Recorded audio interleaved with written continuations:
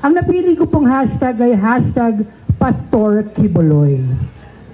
Marahil sa nangyayari ngayon sa ating bayan at marahil marami sa inyo ay hindi nakakapaniwala sa mga baliktaran o sa mga samot-saring mga issue na kinakaharap ng ating gobyerno at kung sino man ang mga nakadikit sa gobyerno.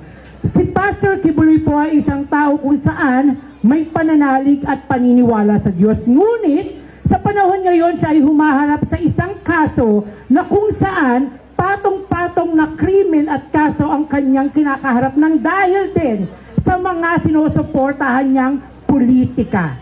Naniniwala ako, ladies and gentlemen, na kahit sino po sa mundong ibabaw na ito, lalaki, babae, bakla, tomboy, matanda, bata, ang sabi nga sa batas, guilty until proven guilty.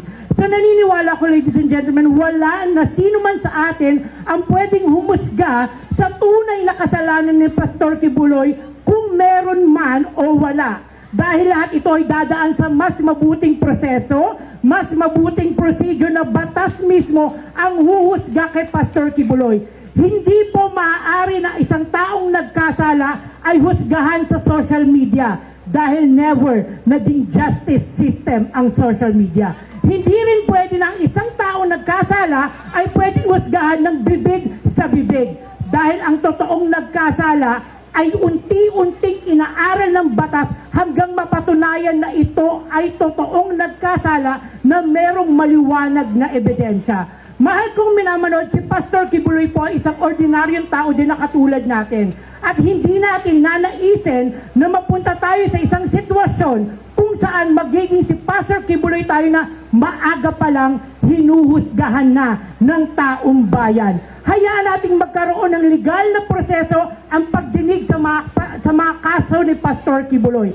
Dahil naniniwala ako, hindi man niya mapagbayaran ang mga kasalanan niya sa batas ng tao, hindi natutulog ang batas ng Diyos. Kahit pa man siya ay isang pastor. Marahil maraming naniniwala sa kanyang pananalig, marahil meron siyang mga tagasunod, pero kailangan natin maging mapagmatsyag dahil ito ay seryosong usapin pagdating sa relihiyon at bilang individual na Pilipino. Huwag ho nating hahayaan na ang relihiyon at ang paniniwala natin sa ating kapwa ay maging dahilan ng ating pagkakawatak-watak. Mahal kong minamanood, hindi niyo po nanaisin na sa inyong buhay minsan maranasan na kayo ay husgahan without a due process of law. And I thank you.